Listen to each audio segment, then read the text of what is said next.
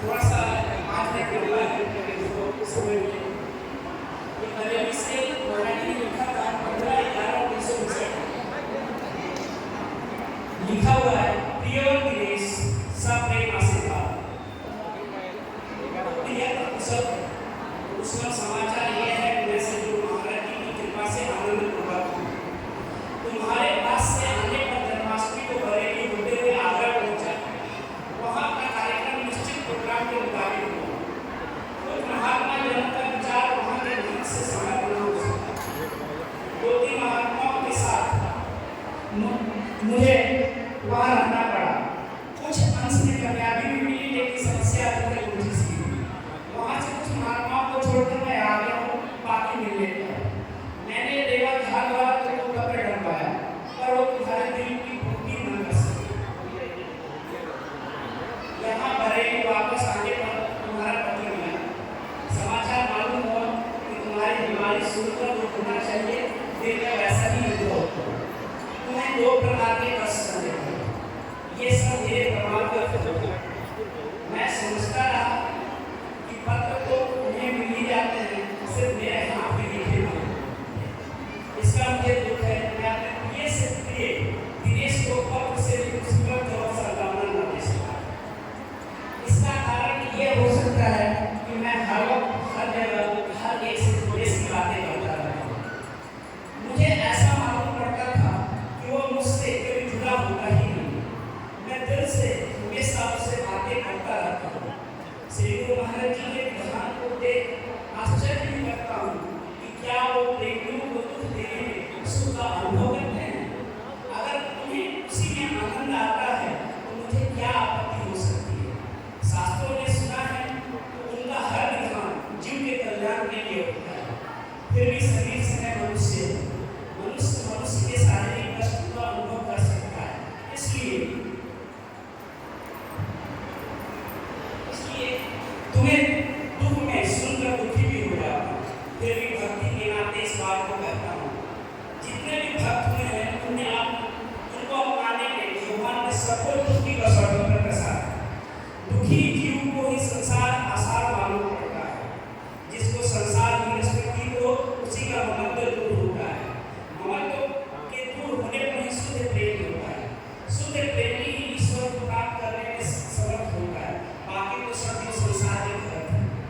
अच्छा, तुम्हें श्री महाराज जी के चरण कमलों का रंग भेजता हूँ, प्रेम पूर्वक खा लेना। अगर तुमको कष्ट करने से तुम्हारा हित मालूम पड़ेगा तो तुम्हें मुक्त कर देंगे। सेवा की जरूरत हो तो शिवानंद को आश्रम में बुला लो। अपने शरीर का पूरा ख्याल रखना। इलाज में किसी बात की कमी न हो। खर्च की कोई परवाह न करो। तुम्हारे पास मेरे शरीर को पहनाने के वास्ते जितना सोना पड़ा है बेच कर अपने शरीर को रोग मुक्त करो। अगर रोगी दिनेश अच्छा न हुआ तो इस शरीर में जो कुछ भी परमार्थ के कार्य शुरू किए हैं सब समर्थ रामदास की तरह छोड़कर एकांत सेवन करने चले जाएंगे। मुझे संसार में बांध के रखने वाला एक दिनेश ही है। दिनेश का कष्ट मेरा कष्ट है। अगर तुम महाराज ने दिनेश को उत्तम भक्त समझ के झूठे संसार में रखना नहीं चाहा और मेरे प्यारे खिलौने को मुझसे छीन लिया तो फिर मैं दुनिया के किसी भी प्राणी को मिलने की कोशिश न करूँगा, बल्कि अपने प्यारे खिलौने से खेलने के लिए वहाँ पहुँचूंगा जहाँ मुझसे छिपाकर उसको रखा जाएगा, क्योंकि मुझको उस घर का भेद मालूम है। मैंने श्री महाराज के साथ रहकर उनके उस स्थान को देखा है जहाँ वो यहाँ से सच्चे भगत प्राणियों को लेकर जाकर रखते हैं। भक्तजन अपने को शरीर नहीं समझते, वो बस इस शरीर के साक्षी होते हैं। शरीर शुभ अशुभ कर्मों का फल भोगने के लिए है। अगर भक्त लोग को ईश्वर का विधान समझ ले तो दुखी भी जीव का तब हो जाता है, तब से आप जल जाते हैं। शुद्ध अंतःकरण वाला ही प्रभु के घर का अधिकारी होता है। तुम घबराओ मत, गुरु महाराज सब रख लेंगे। अपना इलाज उत्साहपूर्वक करते रहो। भविष्य की चिंता मत करो। भूत को भुला दो, वर्तमान को सुख में बनाने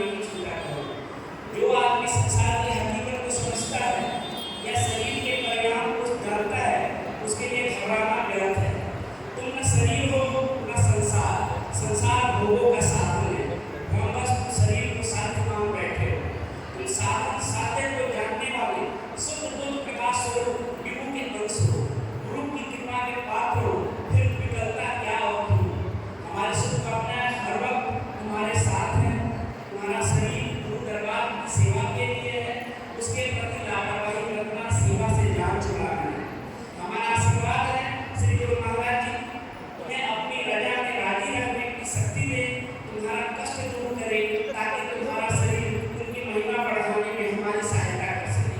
सब भक्तों को आशीर्वाद कर दो, तुम्हारी तबीयत ठीक हो तो प्रोग्राम बनाना, वरना इसका प्रोग्राम स्थगित कर दिया जाए तो क्या होते। तुम्हें मिलने की इच्छा हो मैं गुप्त रूप से तुम्हारे पास आ जाऊँगा। मैं जहाँ तुम चाहो जैसा मुनासिब समझो लिखो, मैं तुम्हारी खुशी के लिए बिहार का प्रोग्राम बनाता हूँ। तुम्हारा शरीर दुखी रहा तो प्रोग्राम का क्या फायदा, इलाज कराना जरूरी है। प्रोग्राम का संपत्ति नहीं तो होली पर भी बन सकता है। जब जब ठीक समझो मैं तभी प्रोग्राम मंजूर करूँगा। आसन करो मेरा सेवा, सब भक्तों निजवालों को सब प्रेम आशीर्वाद। बोल जय गाना, बोल मेरे श्री गुरु भगवान की जय, भगवान की जय। और ये पत्र स्वयं श्री गुरु महाराज जी अपने कर कमलों से बाबा जी को लिखे, और इस पत्र में बड़े सुंदर भाव में इंगित दिया। आप जिस दरबार में बैठे जहाँ बैठे वो ऐसे महापुरुष हैं, वो कहते हैं कि अगर मेरे दिनेश को, बाबा जी कि मेरे दिनेश को अगर कोई ले जाता है, मतलब जमुना या तो अगर हो जाते तो मैं उस घर को भी देखा हूँ और मैं उसको वहाँ से वापस ले आऊँगा। ये एक गुरु अपने शिष्य के लिए कैसे बात, ये प्रेम, ये भाव, समर्पण, त्याग कि अपने गुरु को इतना दिला दिए कि उस गुरु को उस शिष्य के बिना कुछ अच्छा नहीं लगता। यहाँ तक उन्होंने कहा कि अगर तुम नहीं रहोगे तो मैं बिहार छोड़ूंगा, भक्तों से मिलना छोड़ूंगा, लोगों से मिलना छोड़ूंगा। ये प्रेम, ये प्यार गुरु के हृदय में स्थापित करना मामूली बात है। तो अभी हमने सुना कि शिष्य तो हम लोग शिष्य तो हैं, पर वास्तव में एक शिष्य का जो वास्तव में लक्षण को अपने गुरु को दिखा दे। भक्ति का मतलब है क्या? अपने इष्ट के प्रसन्नता के लिए किया गया हर एक कार्य भक्ति और सहयोग के लिए भक्ति का कोई बहुत बड़ा स्वरूप नहीं कि आप धूप दीप बत्ती आदि करेंगे, ये तो उसके प्रारूप है, ठीक है, पर अपने इष्ट की प्रसन्नता के लिए जो कार्य किए जाएंगे बड़ा सुंदर उपदेश इस पत्र के माध्यम से दिया। अब मैं ज़्यादा समय न लेते हुए मैं चाहूँगा समय में हमारे बीच में महात्मा ज्ञान सेवा जी हैं, इनसे भी मैं चाहता हूँ अपने भाव उद्गार बाबा जी के चरणों में अर्पित करें। फिर हमारे बीच में जो हिंदी बैठे हुए उनके भी आशीर्वचन को सुनना है। बोल मेरे श्री गुरु महाराज की बोलिए, परम की जय। दयालु श्री परमहंस महाराज की, श्री नगरी निवासी भगवान की जय, श्री नंगल बिहारी महाराज की जय, श्री परमपुरी भगवान की जय, पूज्य बाबा जी महाराज की जय, पूज्य स्वामी जी महाराज की जय। नमः पार्वती पतये हर हर महादेव। माता जी बैठिए ना, बाद में 10 गुरु जी को कीजिए दंडवत, कोटि कोटि प्रणाम। कीर्तन जाने भिन्न को, गुरु कल्याण प्रसाद। प्रेम से बोलिए सद्गुरु भगवान की जय। गुरु महाराज जी के पावन दरबार में यहाँ पर उपस्थित पूजनीय संत महापुरुषों के चरणों में वंदन, विद्वत समाज को बार बार प्रणाम, सभी प्रेमी भक्तजनों को, माता बहनों को सादर जय सच्चिदानंद। आज हम सभी यहाँ बड़ी खुशी से पूज्य बाबा जी महाराज का अवतार दिवस मना रहे हैं। और अभी दिल्लू भैया ने, अनिल जी ने जो पत्र पढ़ा, गुरु महाराज जी ने उनके लिए जो लिखा, तो स्वामी सेवक एक मत में लिख रहा है। एक बार श्री हनुमान जी से पूछा भगवान ने कि आप मेरे को क्या मानते हैं? बोले आप राजा हैं तो हम प्रजा हैं, और भगवान हैं तो हम भक्त हैं, आप स्वामी हैं तो हम सेवक हैं, और आप ज्ञान की दृष्टि से जो आप हैं वही हम हैं, है ना। गुरु महाराज जी ने जो हमें मूल मंत्र दिया है कि हम सब उसी प्रभु का अंश हैं, हे प्रभु जो आप हैं वही हम हैं।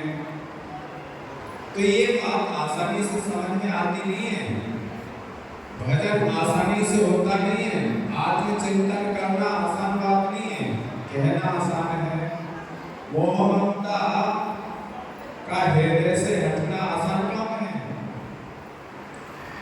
गुरु महाराज जी ने लिखा ना बाबा जी महाराज के लिए कि पात्र सुपात्र, यानी जो पात्र होता है वही कृपा का अधिकारी होता है। अब बाबा जी महाराज के लिए हमने देखिए है ना, श्री रामायण में है कि जननी जनक बंधु सुखदारा तन धन भवन सुहृदय परिवारा सबके ममता ताग बटोरी मम पद मनहि बांध कर डोरी।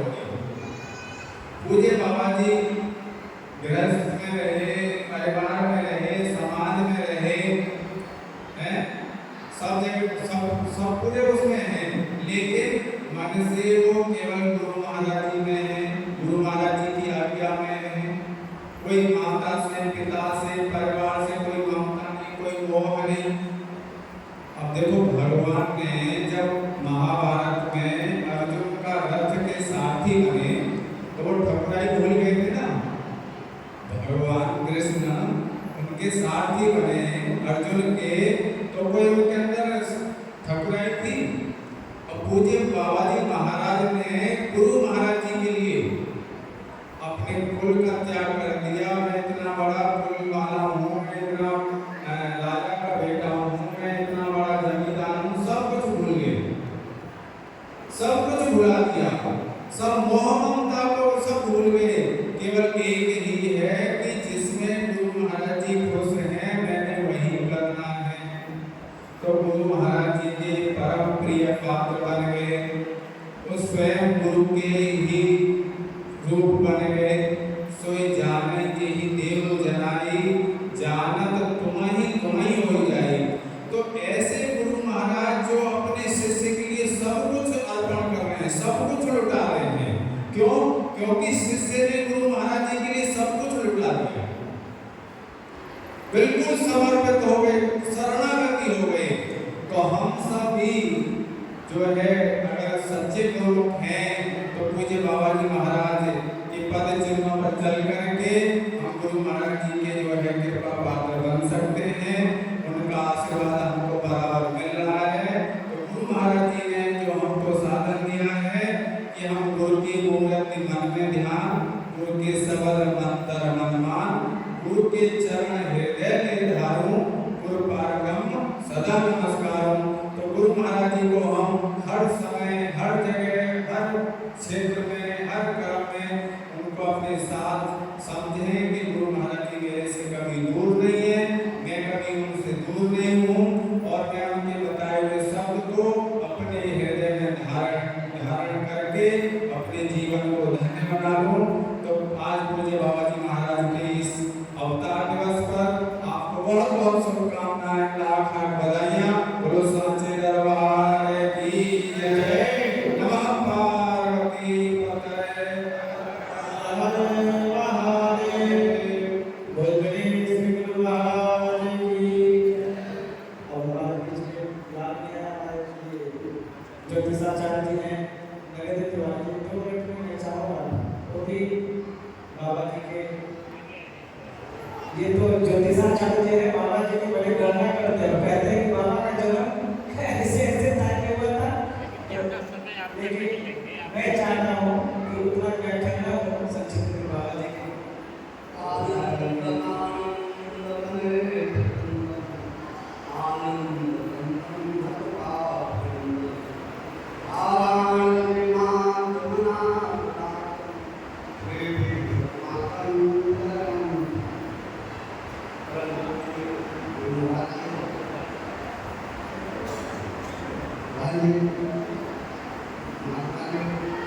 आज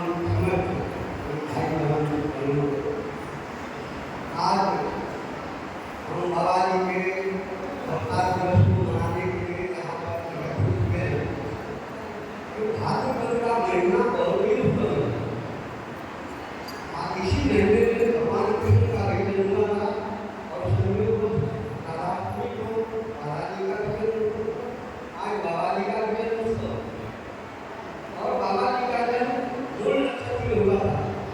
आज संयोग को मूल नक्षत्र में आ गया और मूल नक्षत्र के व्यक्तियों का हम लोग से मूल नक्षत्र के लोग बहुत ही अच्छे होते हैं और परमात्मा होते हैं। अपने कर्म से संसार में जैसे विशाल में भगवान इन्होंने भी जैसे भगवान की नाम और कृति को उदाहरण दिया, वैसे ही बाबा जी ने गुरु महाराज जी को यहाँ पर ला करके और हम सभी जनमानस के लोगों को एकत्रित करके अपने नाम का था दिनेश दिनेश के समान सब लोगों को प्रकाश बना करके आज यहाँ पर हम लोगों के लिए और अपने विचारों को रखने के लिए बहुत सारे अथक परिश्रम करके हम उनको जानते हैं। राशि परिवार में जन्म लेकर के भी उन्होंने सर्व धर्म को अपना करके सर्वे सर्वे का कार्य करता है। आज ये के आदर्शों को करने के लिए आज बाबा जी के जन्म उत्सव को मनाने के लिए हम लोग एकत्रित हुए हैं। हम बाबा जी को बाबा जी के चरणों में अपने नमन करते हुए और सभी गुरु भाई बहन महात्माओं को नमन करते हुए अपनी बात बोल मेरे श्री गुरु महाराज की। बहुत सुंदर। अब मैं ज़्यादा समय न लेते हुए परम पूज्य परमात्मा के बाद स्वामी रामानंद जी हमारा समाचार है वो भी वापस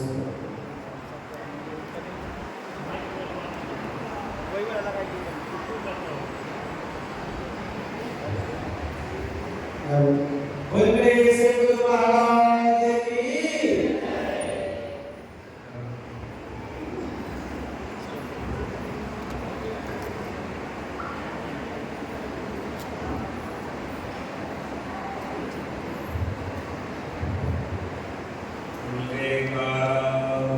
श्री गुरु महाराज की जय। आवाज सभी लोग मिलके ओम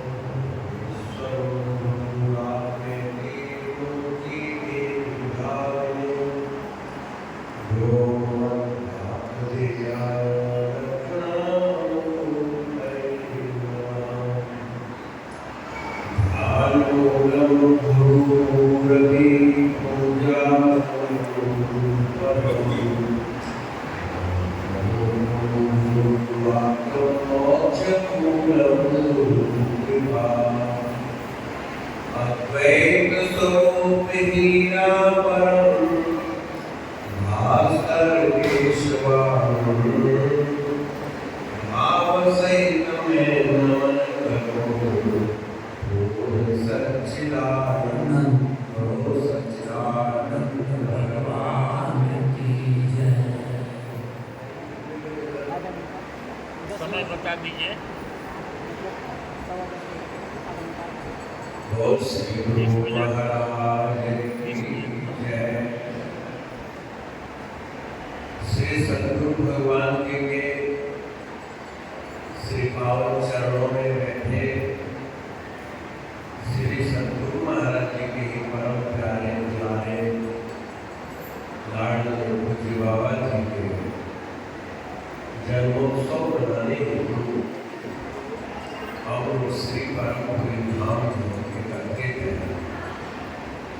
और इस समस्त कार्यक्रम का संचालन पूज्य श्री बहन जी के निर्देशन के कार्य हो रहा है और उपस्थित समस्त संत समाज सेवक गण प्यारे भाइयों बंधुओं और प्यारे भाइयों, हम सबका परम सौभाग्य है इस कलिकाल के व्यस्त जीवन में रहते हुए भी सृष्टि के प्रारंभ से जो गुरु भक्ति की श्रृंखला चली आ रही है उसको सजीव बनाए रखने के लिए पूज्य बाबा जी ने अथक परिश्रम किया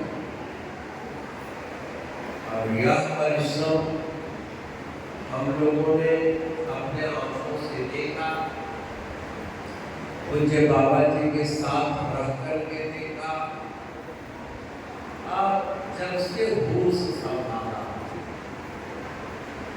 क्योंकि मेरे जन्म से पहले ही से मेरे जन्म को वापस दिखाया करते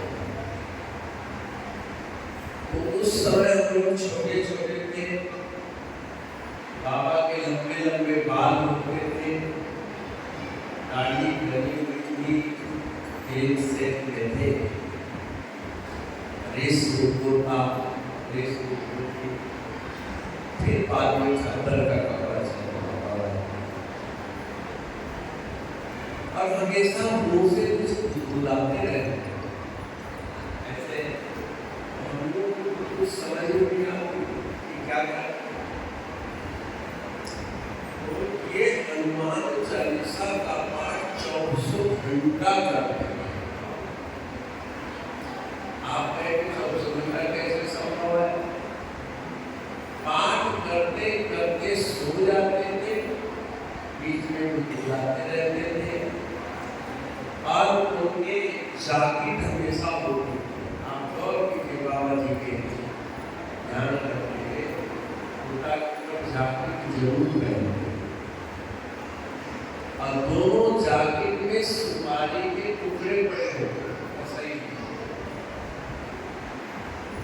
और पहले जेब में अनगिनत होते थे और जितना पाठ करते थे एक दाना अपने पैर जेब में डालते थे और उनकी खासियत यह थी कि सुबह शाम तो कोई भी पढ़ सकता है, लेकिन बात करते हुए भी पढ़ो।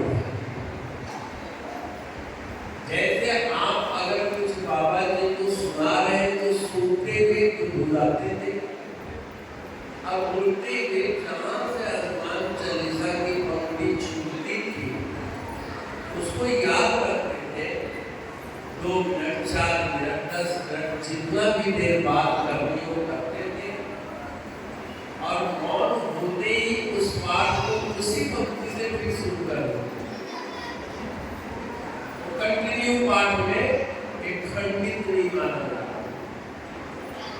अब दूसरे जेब में कैसे नहीं लगते?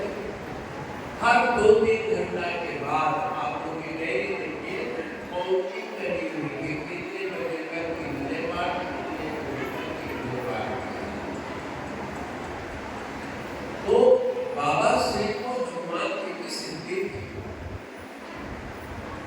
और हनुमान प्रीति थी।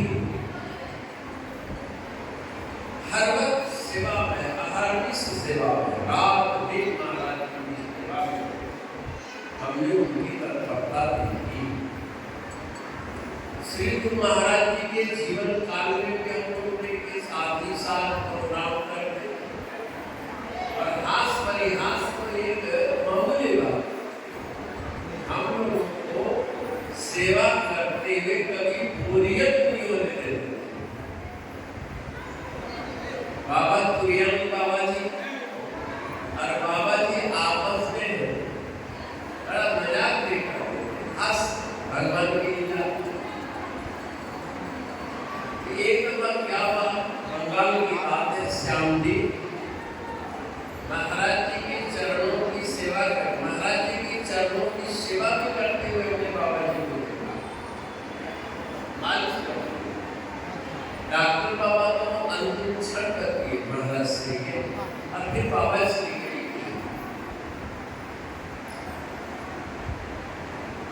मालिश करके बाबा जी महाराज जी के स्टेज पर सो जाते थे। मैदान में स्टेज लगता था, एक गद्दा होता था, बाकी साथ सज्जा हट जाती थी। और दुनिया में बाबा जी अलग चारपाई में सो रहते। तो एक तेज राम भक्त राम अनूप जी का एक सहपाठी तेज राम को आज भी है।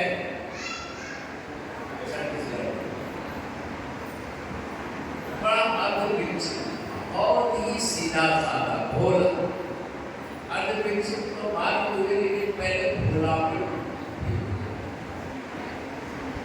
तो बाबा जी से सब महात्माओं से पूछे।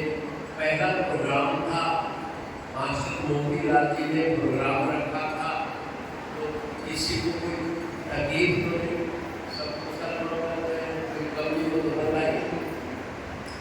तो दुनिया में बाबा जी ने कहा एक तेरे यहाँ बहुत बड़ी कमी है। बोले क्या कमी हो? डर गए क्या कमी?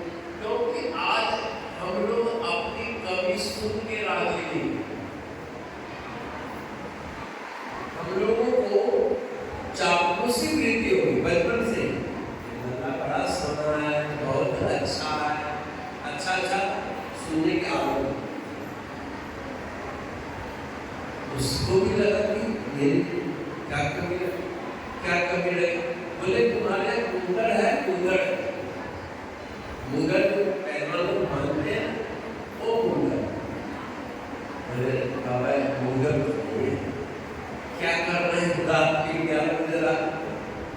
बोले वो जो बाबा जी सो रहे हैं स्टेज पर, बाबा जी के बोले कुंदड़ से उनका चांद ऐसे थोड़ा ठोका जाता है, तब उनको नींद आती है।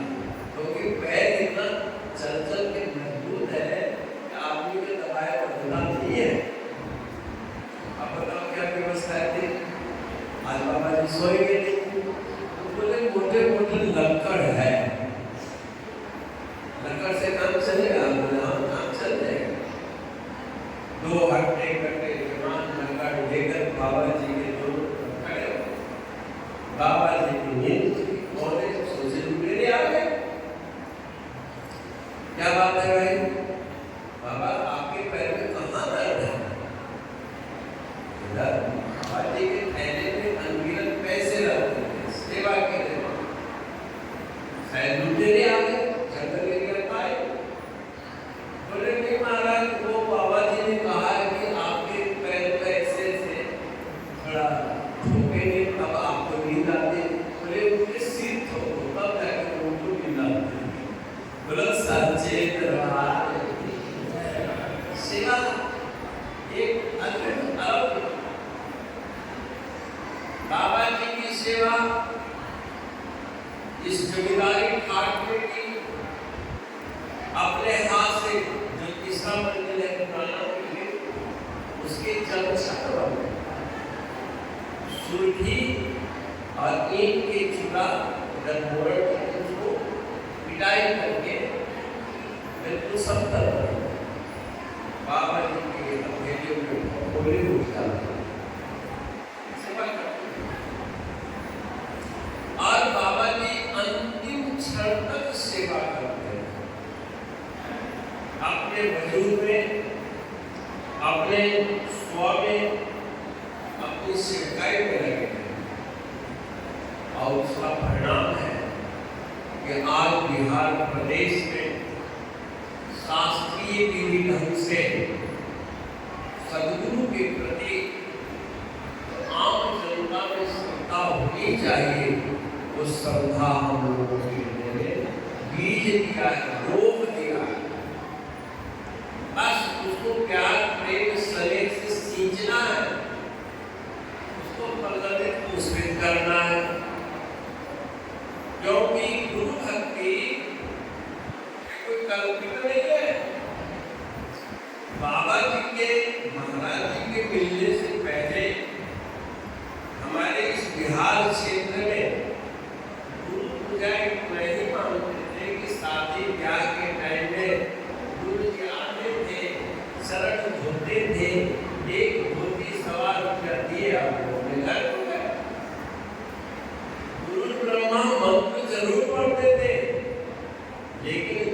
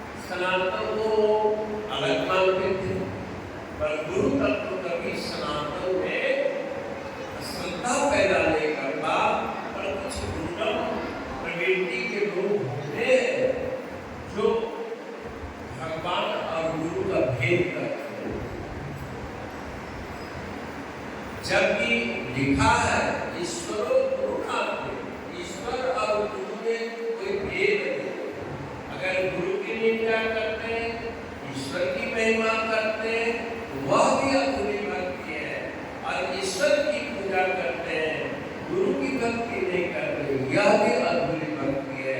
पूर्ण भक्ति तभी संभव है जो यस्य देवे पराभक्ति तस्य देवे तथा गुरु तस्य येते कथिता है था प्रकाशन्ते महात्मनां प्रकाशन्ते महात्मा। वेद भगवान का वचन है।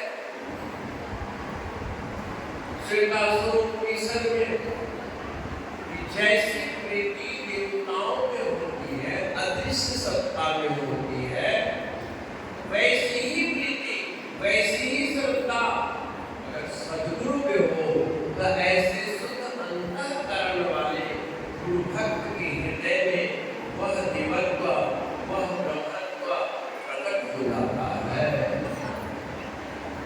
गुरु महाराज जी ने गुरु भक्ति की महिमा सुनाई। राम कृष्ण से कोबड़ा इन्होंने गुरु के तीन गुरु के वेद ने गुरु आगे आधे बाबा जी के। और इस क्षेत्र में गुरु और ईश्वरीय महिमा का तुलनात्मक उपदेश था। वो पहली दफा लोगों ने सुना, पहली दफा। अब इस गांव के सबसे बड़े श्री कामेश्वर सिंह जी, मुझे बाबा जी के चाचा श्री थे, उन्होंने अपने बुजुर्गों से कहा वो बहुत अच्छे संत हैं, बहुत बड़े विभूति के मालिक हैं, उनको अपने घर बुलाया जाना चाहिए। लोग युवक थे। हमारे सनातन परंपरा में आज भी घर में बुजुर्गों का बहुत बड़ा सम्मान है। नासा सभाय संत वृद्धा, वह सभा शोभनीय नहीं है जहाँ वृद्ध पुरुष न हो, बुजुर्ग न हो। श्री कामेश्वर सिंह जी वयोवृद्ध ज्ञानी अपने जमाने की हस्ती थे। उन्होंने सबको बुलाया, महाराज जी को बुलाया और गुरु महाराज जी के प्रवचनों से बहुत प्रभावित हुए। बोले एक गुरु धारण करने योग्य है, पानी की छान के गुरु न करो जान के। यहाँ के प्रखर मेधावी बुद्धिमानों के बीच में महाराज जी, अब उसमें महाराज जी थे, उस समय महाराज जी युवा अवस्था में एक सूरज मास्टर सूर्य सिंह जी थे, एक मास्टर श्री राम सिंह। उन्होंने कहा कि जब गुरु महाराज जी आए तो सोने की किसी ने जंजीरी पहना, सोने की चैन वाली घड़ी डाल रखी। तो उनके दिल में आया कि संतों को ठाकुर सुना ही नहीं चाहिए। और ये युवक भी और ऐसे महाराज जी के से न पूछने योग्य भी प्रश्न लोगों ने पूछा। क्या पूछा? बोले महाराज जी आप नौजुवक हैं, तंदुरुस्त है, हम लोग सामान्य दाल रोटी साग सब्जी खा करके इतना विषयी बने रहते हैं, इतना विषयमुखी है जिसका कोई हद नहीं है।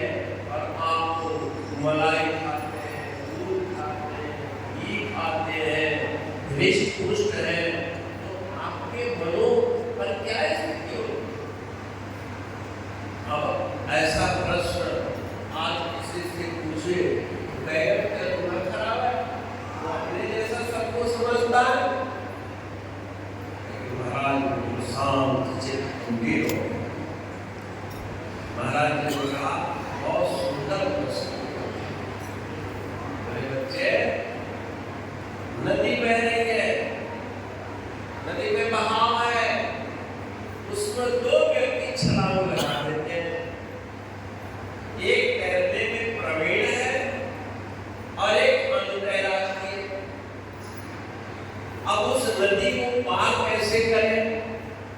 नाव है नहीं, पुल है नहीं, सिवाय तैरने के अलावा कोई उपाय है? लोग आ जाए क्या दोनों पार कर जाएंगे? बोले नहीं, जो तैरना नहीं जानता है वो तो उस धारा की लहरों में बहता हुआ ऊपर नीचे जाएगा और डूब करके मर जाएगा। और जो तैरना जानता है वो पानी हाथ पैर को मारते हुए दिल दिमाग को स्थिर रखता हुआ और पानी के बहाव को काटता हुआ दूर जाके किनारे लगेगा कि नहीं? जी महाराज बोले मेरे को सतगुरु महाराज जी ने, श्री नवली गुरु महाराज जी ने इस समाज के गवर्नर ने तैरना सिखाया है, मुझे तैरना सिखाया है। और इसी के बल पर मैं समाज में विचरण करता हूँ और तुम लोग रजोगुनी आहार तमोगुनी आहार खाते हो। दूध, दही, मलाई, मक्खन, फल फ्रूट ये सात्विक भोजन कहलाता है। और जैसा खाए अन्न वैसा होवे मन, जैसे पिए पानी वैसे पिए पानी। इसलिए सूर्यदयाल जी ने कहा, वाह महाराज जी आपके इस जवाब से महाराज जी इस धातु की क्या आवश्यकता है? बोले किसी ने ट्रेनिंग में हमें जंजीरी दे दी और मुझे इसका एहसास भी नहीं है कि मैं सोने की जंजीरी पहना हूं या काला धागा पहना। ये तुम्हारे दृष्टि में घड़ी टाइम की आवश्यकता है, अब सोने की है कि चमड़े की पहन चाहिए मैं नहीं जानता। मैंने भक्तों की भावना के रक्षा के लिए कार्य बनाया। महाराज जी इसका एग्नोर भी काम कर सकते। तो महाराज जी को एक आराम कुर्सी, पहले आराम कुर्सी होती थी ऐसे बेताब की कुर्सियां होती ऐसे तो जाओ आज इसके मात्र तो अनेक आराम कुर्सियों के बीच में एक आराम कुर्सी के ऊपर रेशमी चादर बिछाई गई, उसके नीचे एक तकिया डाल दी गई श्री गुरु महाराज जी के लिए ताकि आराम से बैठे और अदब में थोड़ा आसन उठाओ बैठे रहे। महाराज जी बोले सूरज ये बताओ इस कुर्सी का नाम क्या है? बोले आराम कुर्सी। ये कहाँ लिखा है कि आराम कुर्सी पर तकिया रखो रेशमी बोल वाला, फिर उसमें रेशमी चादर बिछाओ, फिर ऊपर बैठो? ऐसा क्यों किया मेरे लिए? बोले महाराज जी तो मेरे हृदय में आपके लिए श्रद्धा है, हमने ऐसा कर दिया। तो बोले बेटा बात ऐसी है, इस आराम कुर्सी में मेरे को भी आराम ही हो रही है, क्योंकि तान के ऊपर वो तकिया जो है वो चादर जो है स्लिप मार रही है और मुझे इस पर बैलेंस बनाने के लिए बड़ी सावधानी से बैठना पड़ रहा है। और तुम्हारे जगह कोई और एक जमींदार आ जाए और वो मेरे को आराम कुर्सी के ऊपर ठाट बाट में देखे तो क्या कहेगा? देखो बाबू का खड़ा। लेकिन दरअसल में न तो हमने कहा न हमने बिछाया, तुम्हारे भावना की रक्षा के लिए मैं बेआरामी को कबूल किए हुए हूं। ऐसे ही जिस किसी ने मुझे जंजीरी पहना दी हमने पहन ली उसकी भावना के लिए, जैसे तेरे इस आराम कुर्सी पर आराम देने के लिए एक कृत्रिम साधन तुमने डाल दिया जो मेरे को बेआरामी पैदा कर रहा है। इस तरह से गुरु महाराज ने इसको कहते थे दीक्षा। शास्त्रीय भाषा में सुख दुख मान अपमान जस अपजस को जो सहन करे वही तो दीक्षुक है। तो आराम कुर्सी के ऊपर भी दीक्षा, इस राजमहल में भी रह करके दीक्षा, जंगल में भी क्या जन्म लेने दीक्षा नहीं करी राजमहल में। इसी तरह से पूज्य बाबा जी ने महाराज जी ने उनके अनुभवों को सुना करके और उनके भक्तों के द्वारा महिमा सुन करके बिहार के देश प्रदेश में दूर दराज में जंगलों में जा करके एक समय एक आख्यान और याद है जुत्ता धाम में बाबा जी गए सब सुखानंद जी बता रहे सब आश्रम जो 5 साल सेवादार वो करते अब कहाँ खाना जंगल में साफ खाना ले गए तो सब सुखानंद जी का महाराज के हम लोगों को बड़ी भूख लगी है सेवकों को लगती भूख को बाबा नानक देव जी के साथ बाबा बताना चाहते तो उनको भी भूख लग जाती महाराज जी जंगल में चलते चलो मेरे पीछे चलो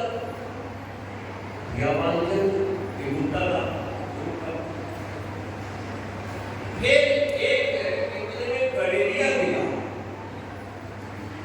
भेड़ बकरी चरा रहा उसने देखा संत आया है हमारे सनातन धर्म की बड़ी महिमा है कि जंगल में रहने वाला गरीब से गरीब की संत की महिमा को जानता है महाराज जी को आतिथ्य के रूप में अपने घर निमंत्रित किया महाराज मेरे को भोजन की सेवा है हाँ सुना क्यों महाराज जी ने लोगों को देखा जंगल में मगर हो रहा है देसी घी में पूरी देसी घी के हलवा देसी घी की छौंक की सब्जी परोसी गई और गुरु महाराज जी के लिए जो आसन लगाया एकदम मक्खन की तरह कंबल सफेद रंग का कंबल बिछाया बड़ा गुलाल था आप बोले कि हमने वैसा कंबल जिंदगी के लिए था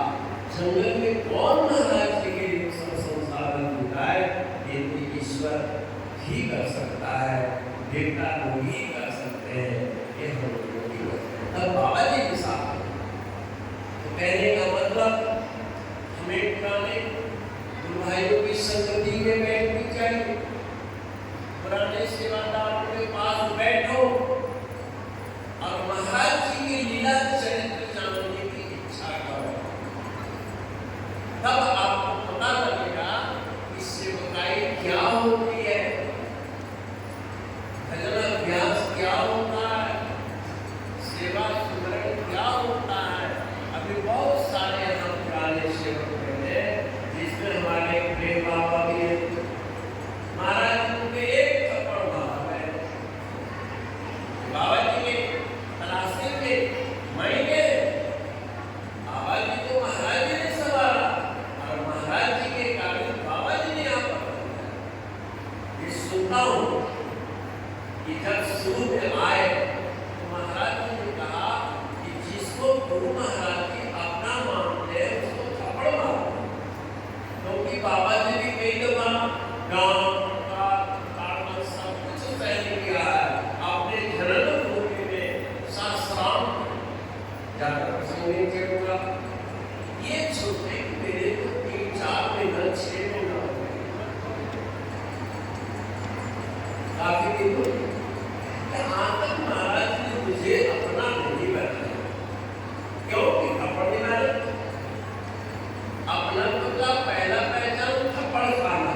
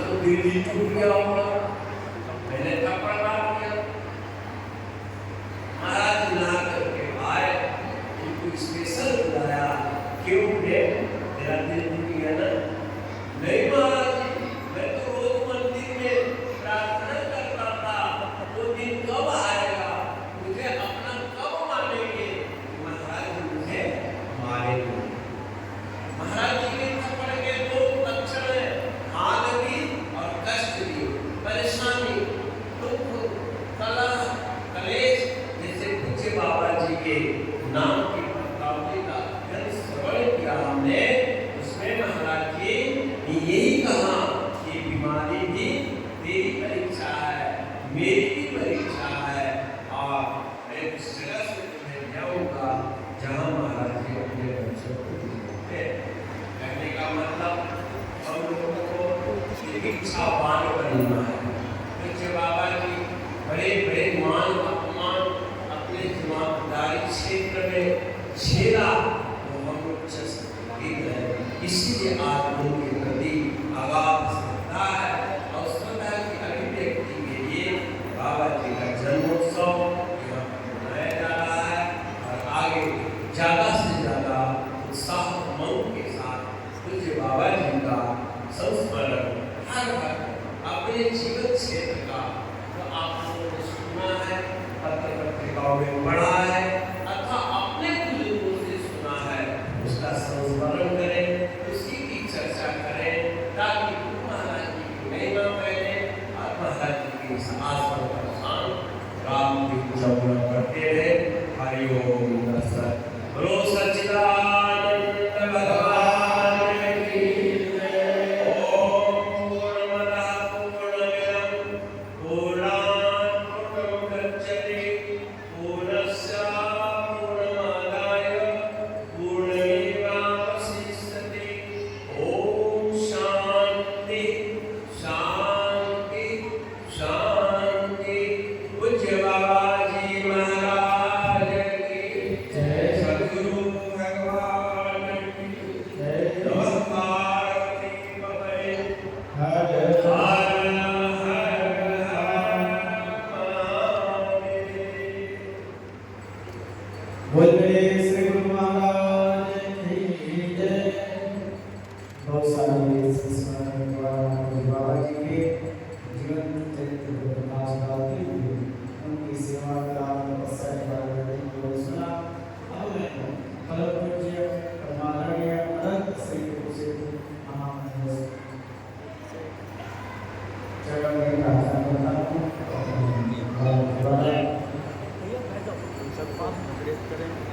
बोल मेरे श्री गुरु